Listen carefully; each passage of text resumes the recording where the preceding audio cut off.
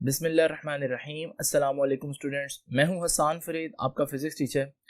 आज हम प्रोजेक्टाइल के केस नंबर 2 को पढ़ेंगे। तो आइए ज़रा देखते हैं आज का लेक्चर। स्टूडेंट्स, हम लोगों ने लास्ट टाइम प्रोजेक्टाइल को काफ़ी डिटेल में डिस्कस तो किया, लेकिन बहुत से ऐसे बच्चे होंगे जो डायरेक्ट इस वीडियो लिंक पर आ रहे होंगे और उन्होंने पिछला लेक्चर नहीं देखा होगा। तो उनके लिए मैं कुछ चीज़ें दोबारा से रिपीट करता हूँ। देखिए, हम लोगों ने इस चैप्टर के स्टार्ट में पढ़ी one dimensional motion. One dimensional motion क्या है? जब एक बॉडी सिर्फ स्ट्रेट पाथ में मूव करे।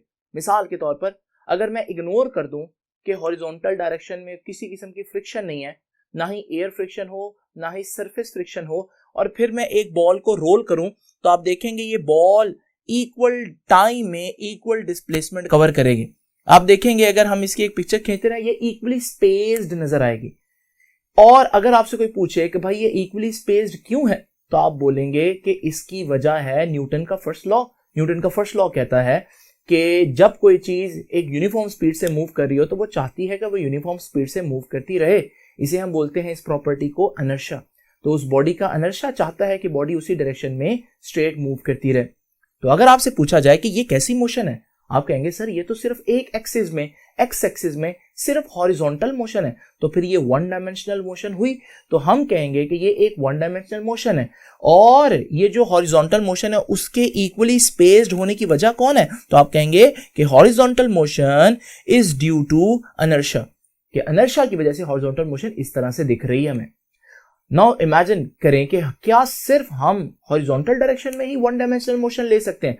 अगर हम किसी चीज को सीधा ऊपर फेंकें तो वो भी तो वाई एक्सिस में ट्रैवल करेगी, ये भी तो एक ही डायमेंशन है। लेकिन प्रॉब्लम ये है कि अगर मैं यहां पर एयर फ्रिक्शन को इग्नोर कर भी दूं तो भी हमें मालूम है कि ग्रेविटी की फोर्स तो इग्नोर नहीं की जा सकती। तो जब किसी चीज को ऊपर फेंकेंगे तो ग्रेविटी उसको नीचे को खींच रही होगी, जिसकी वजह से वो बराबर स्पीड से ऊपर नहीं जाएगा स्टूडेंट्स, बल्कि आहिस्ता आहिस्ता उसकी स्पीड कम होना शुरू हो जाएगी, और एक वक्त आएगा जब वो वहां से वापस पलट जाएगी। तो अगर हम इसको भी देखें तो अगर ये मेरे पास एक बॉल है और मैं इसको ऊपर फेंक रहा हूं और मैं साथ साथ इसकी पिक्चर्स लेता रहूं, तो मुझे पता चलेगा कि ये बॉल जो है वो कांस्टेंट स्पीड से मूव नहीं कर रही, बल्कि शुरू में इसने पहले सेकंड में बहुत ज्यादा मूव किया, लेकिन जैसे जैसे ऊपर जा रही है इसकी स्पीड कम हो रही है। उसकी रीजन कौन है? उसकी रीजन ग्रेविटी है। तो अगर आपसे कोई पूछे कि वर्टिकल मोशन तो इक्वली स्पेस्ड नहीं है और हॉरिजॉन्टल मोशन से बहुत डिफरेंट है, तो फिर वर्टिकल मोशन क्यों है इस वजह से, तो आप कहेंगे कि vertical motion is due to gravity. उसकी रीजन ग्रेविटी है। दोनों ही वन डायमेंशनल मोशन है स्टूडेंट्स, लेकिन आप लोगों ने एक बहुत इंपॉर्टेंट फर्क देखा कि हॉरिजॉन्टल जो वन डायमेंशनल मोशन है उसमें there is no acceleration, the speed is constant. जबकि जब मैं वर्टिकल मोशन की बात करता हूं तो वर्टिकल मोशन में स्पीड इज नॉट कांस्टेंट। इसका मतलब देयर इज सम एक्सेलरेशन, और वो एक्सेलरेशन आपको मालूम है ग्रेविटेशनल एक्सेलरेशन कहलाता है। ये था इस चैप्टर के स्टार्ट से कुछ बातें, लेकिन यहां पर हम वन डायमेंशनल मोशन को डिस्कस ही नहीं करें। नो, जस्ट इमेजिन करें स्टूडेंट्स, अगर मेरे पास वन डायमेंशनल मोशन ही बल्कि मैं किसी ऑब्जेक्ट को, किसी बॉल को थीटा एंगल पर इस तरह से फेंकूं।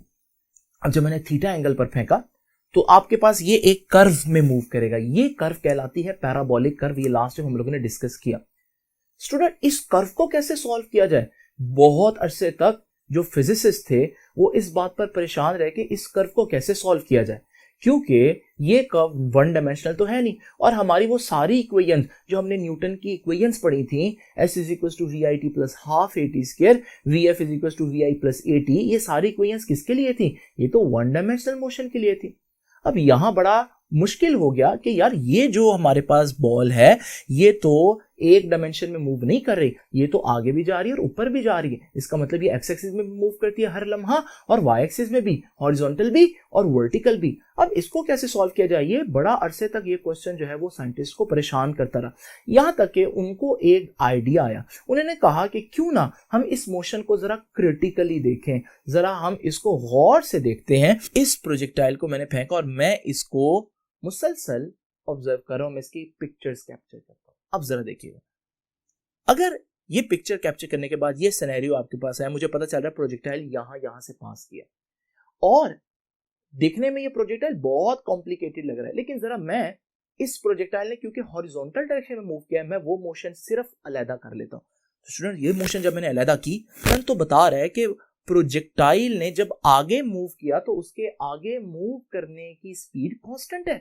क्योंकि वो वक्त के बराबर लम्हों में बराबर फासला यानी कि इक्वल डिस्टेंस ट्रैवल कर रही इक्वल इंटरवल ऑफ टाइम में।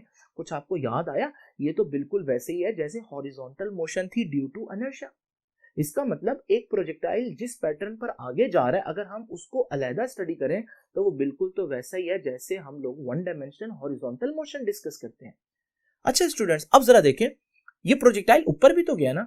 हम इसकी सिर्फ ऊपर जाने वाली सिचुएशन को जरा देखते हैं जो इसने वर्टिकल डिस्टेंस ट्रैवल किया। अगर मैं वो अलग करूं तो वो अलग करने के बाद स्टूडेंट्स आप देखेंगे ये तो वही सिस्टम बन गया, वही पैटर्न बन गया जो वन डायमेंशन वर्टिकल मोशन का था। इससे हमें अंदाजा हुआ कि आपका प्रोजेक्टाइल दिखने में तो बड़ा कॉम्प्लिकेटेड है, लेकिन हकीकत में छुपी उसके अंदर भी दो डायमेंशंस ही हैं। प्रोजेक्टाइल की हॉरिजॉन्टल डायमेंशन बिल्कुल वैसी है जैसे हमारे पास आम हॉरिजॉन्टल मोशन होती है, और प्रोजेक्टाइल के ऊपर जाने का पैटर्न बिल्कुल वैसे ही है जैसे आम चीजों का ऊपर जाने का सिर्फ वर्टिकल मोशन करने का पैटर्न होता है।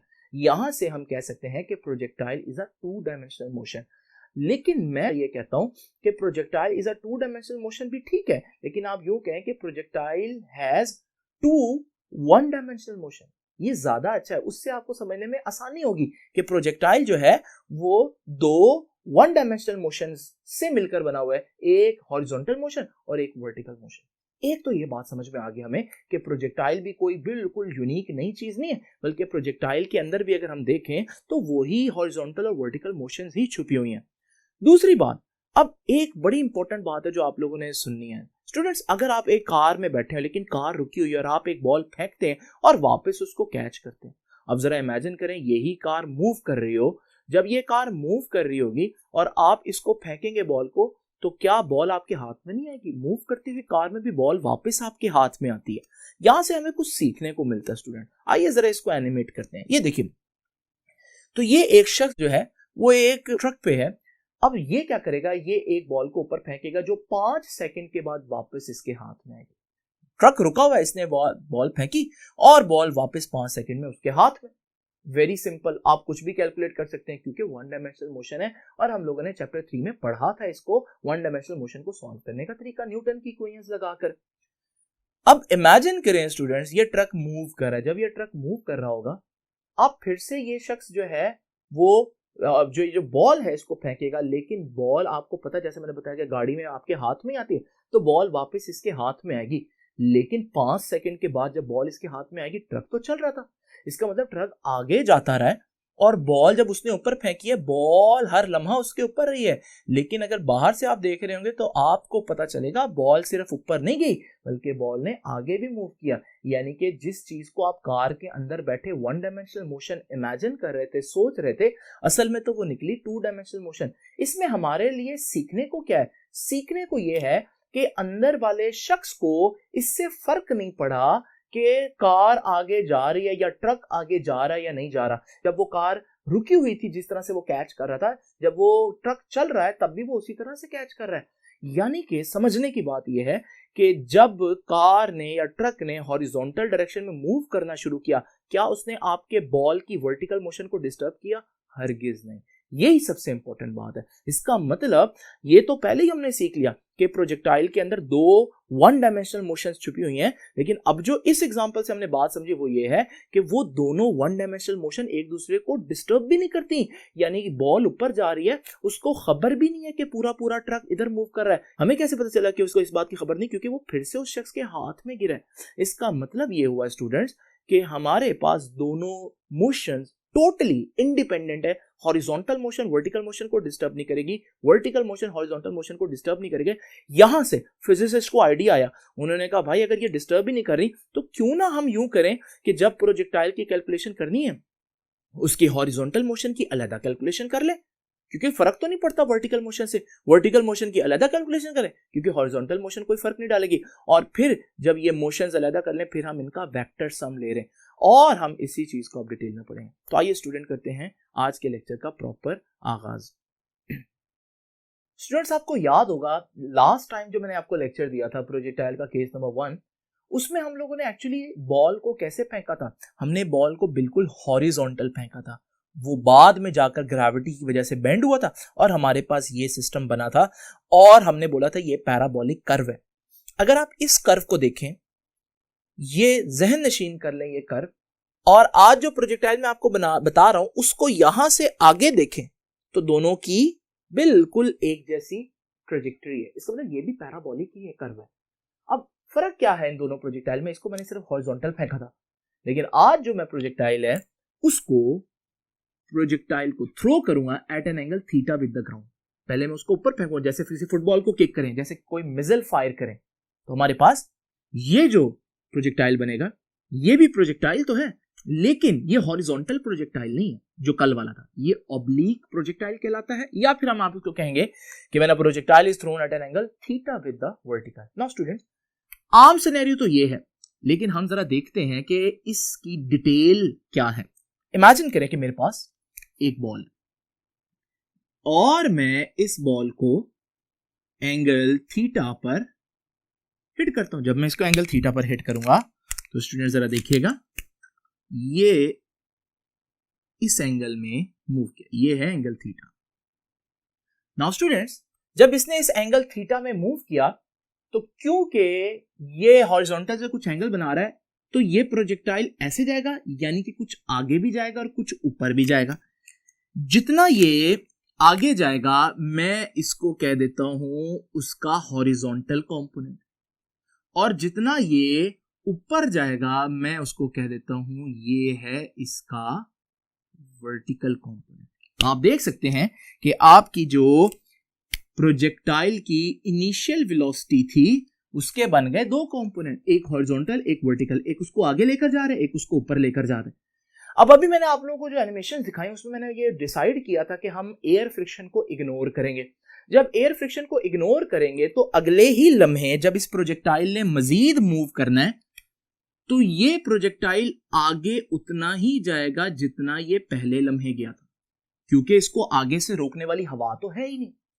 तो इसका मतलब इसकी हॉरिजॉन्टल स्पीड वहीं की वहीं, लेकिन क्या ये उतना ऊपर जा पाएगा? नहीं स्टूडेंट्स। क्यों? क्योंकि अब इसको नीचे को खींचने वाली ग्रेविटी मौजूद है वर्टिकल में, तो ये उतना आगे तो जाएगा अगले लम्हे, लेकिन उतना ऊपर नहीं जाएगा।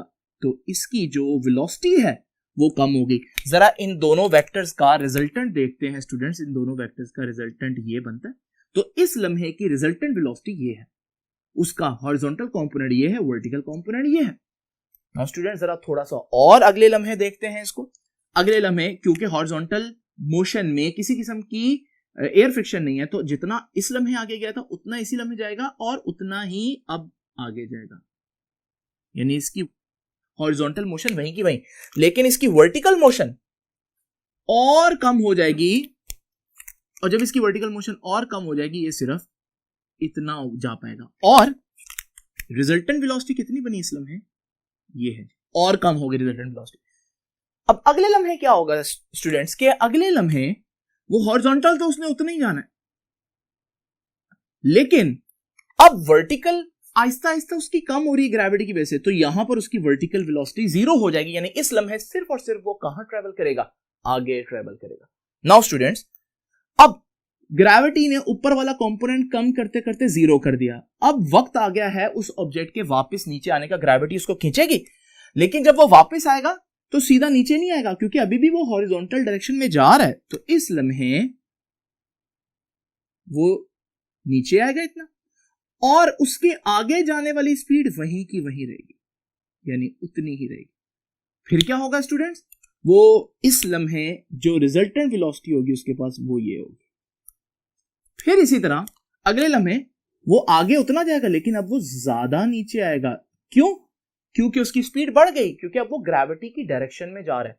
तो हमारे पास, क्योंकि उसकी हॉरिजॉन्टल स्पीड वहीं की वहीं जितनी थी स्टार्ट से लेकर अब तक, तो ये है उसका रिजल्टेंट।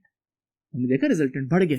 और फिर हमारे पास अगले लम्हे वो बहुत ज्यादा नीचे आएगा, लेकिन उसकी हॉरिजॉन्टल मोशन उतनी ही होगी जितनी पहले है, और ये है हमारे पास आखिरी लम्हे की रिजल्टेंट।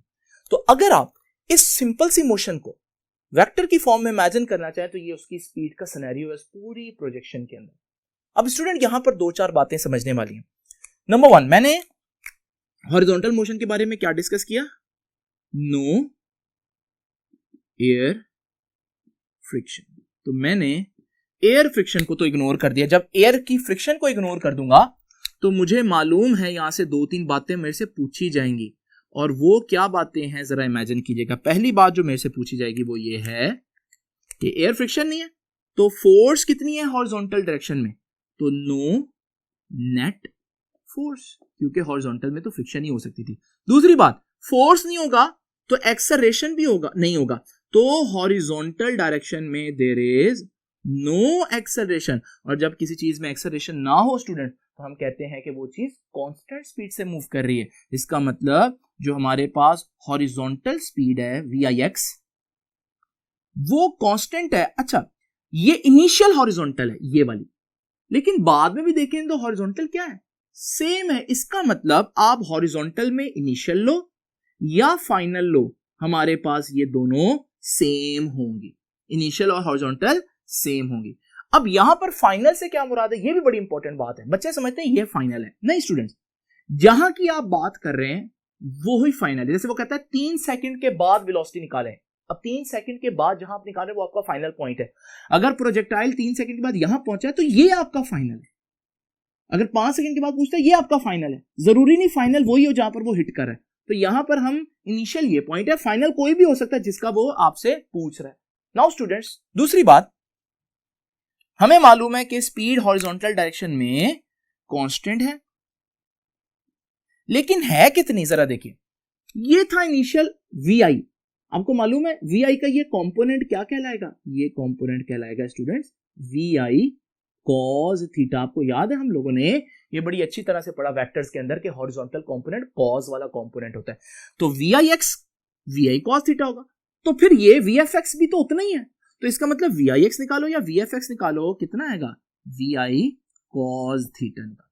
तो ये हमारे पास, जरा तवज्जो से देख लें कि हॉरिजॉन्टल मोशन के अंदर मुझे 2 स्पीड्स निकालनी है, हॉरिजॉन्टल की इनिशियल और हॉरिजॉन्टल की फाइनल। लेकिन हॉरिजॉन्टल की इनिशियल और हॉरिजॉन्टल की फाइनल एक ही आती है, क्योंकि हॉरिजॉन्टल में तो स्पीड चेंज हो ही नहीं रही। अब जरा देखिए वर्टिकल मोशन। तो पहले तो बताएं क्या वर्टिकल मोशन में हमारे पास कोई फोर्स नहीं है? है भाई, फोर्स ऑफ ग्रेविटी है।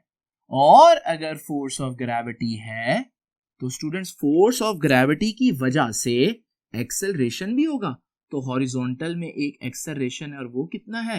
वो G है, यानी कि 9.8 मीटर्स पर सेकेंड स्क्वायर है। अगर आप ऊपर जा रहे हैं तो माइनस लेंगे, अगर नीचे आ रहे हैं तो इतनी ही स्पीड बढ़ेगी तो एक्सेलरेशन को पॉजिटिव लेंगे। वो हम कैलकुलेशंस में डिस्कस करेंगे। अब जरा देखिए, तो AY यानी कि एक्सेलरेशन Y एक्सिस में 0 नहीं है। अब यहां से हमें एक बात तो पता चलती है, और वो क्या है कि अगर ये इनिशियल का वर्टिकल कंपोनेंट है Y एक्सिस में, इनिशियल वर्टिकल, और ये इनिशियल का फाइनल ले लेता हूं या ये भी ले सकता हूं, कोई भी लें, क्या ये बराबर है इसके? नहीं स्टूडेंट, यहां वो ज्यादा वर्टिकल में, यहां कम है वर्टिकल में। इसका मतलब हम कह सकते हैं कि इनिशियल वर्टिकल और फाइनल वर्टिकल आपस में बराबर नहीं है। हॉरिजॉन्टल में क्या था स्टूडेंट्स? हॉरिजॉन्टल में इनिशियल और फाइनल बराबर थे, एयर फ्रिक्शन नहीं थी, कोई फोर्स नहीं थी, ग्रेविटी यहां पर एक्ट कर रही है वर्टिकल में, तो ये दोनों बराबर नहीं है। इसका मतलब यहां पर एक ही फार्मूला आया था, यहां 2 आएंगे स्टूडेंट्स, जरा तवज्जो कीजिएगा। ये देखिए हमारे पास हम फाइंड आउट करते हैं पहले तो VI इनिशियल वर्टिकल, ये इनिशियल वेलोसिटी, ये उसका वर्टिकल कंपोनेंट है। स्टूडेंट ये क्या बनेगा? अगर ये VI cos थीटा है तो ये वाला कंपोनेंट क्या कहलाएगा? VI sin theta. आप जानते हैं इसको, तो VI sin थीटा। लो भाई, ये तो हमारे पास आ गया। लेकिन क्या स्टूडेंट्स हमारे पास यही फार्मूला VIY का है तो यही VFY का होगा? नहीं, VFY का डिफरेंट फार्मूला आएगा क्योंकि वो बराबर नहीं है। यहां पर हमारी मदद करेगा न्यूटन का लॉ। न्यूटन का लॉ क्या कहता है? न्यूटन की इक्वेशंस क्या कहती हैं? न्यूटन की इक्वेशन कहती है कि VF is equal to VI plus AT। लेकिन आपने फाइनल वर्टिकल निकालना है, तो ये भी वर्टिकल, ये भी वर्टिकल, और ये सारी चीजें वर्टिकल लेंगे। अब जरा देखें, VFY तो हमें फाइंड आउट करना है, VIY वो तो VI sin थीटा है, और एक्सेलरेशन मैंने बोला था ऊपर जाते हुए एक्सेलरेशन माइनस जी लेंगे, तो ये आ जाएगा माइनस जी और साथ ये टी आ जाएगा। नाउ स्टूडेंट्स, आपने देखा यहां पर हमारे पास दो इक्वेशंस आई और आप देख रहे हैं ये वर्टिकल कंपोनेंट था, ये वी आई साइन थीटा था। अच्छा, यहां पर vertical component we I sine theta में से कुछ माइनस हो रहा है। कितना माइनस हो रहा है? जी माइनस जी टी माइनस हो रहा है। तो वो नजर आ रहा है कि भाई इसमें से कुछ माइनस होगा तो छोटा कंपोनेंट आएगा। अब कितनी इक्वेशंस आ गई? 4 इक्वेशंस हो गई, 2 हॉरिजॉन्टल की, 2 ही वर्टिकल की। अब हम निकालेंगे resultant velocity. Now student, resultant velocity vector sum होगा बाकी वेलोसिटीज का। तो जरा देखिए हमारे पास, ये देखिए, ये अगर मैं फाइनल पॉइंट लेता हूं, ये वाला फाइनल पॉइंट, ये फाइनल पॉइंट पर x कंपोनेंट है, ये फाइनल पॉइंट पर y कंपोनेंट है। हमें ये ब्लू वेलोसिटी निकालनी जो उसकी फाइनल पॉइंट पर टोटल वेलोसिटी है। तो रिजल्टेंट हमें निकालना आता है स्टूडेंट्स। अगर हमारे पास x कंपोनेंट भी हो और y कंपोनेंट भी हो तो हम क्या करेंगे? x कंपोनेंट का स्क्वायर, y कंपोनेंट का स्क्वायर और अंडर रूट लेंगे। चैप्टर नंबर 2 में हमने रिजल्टेंट निकालना सीखा था। तो किसी भी पॉइंट पर टोटल वेलोसिटी कितनी है, उस पॉइंट पर x कंपोनेंट का स्क्वायर, उस पॉइंट पर y कंपोनेंट का स्क्वायर और अंडर रूट।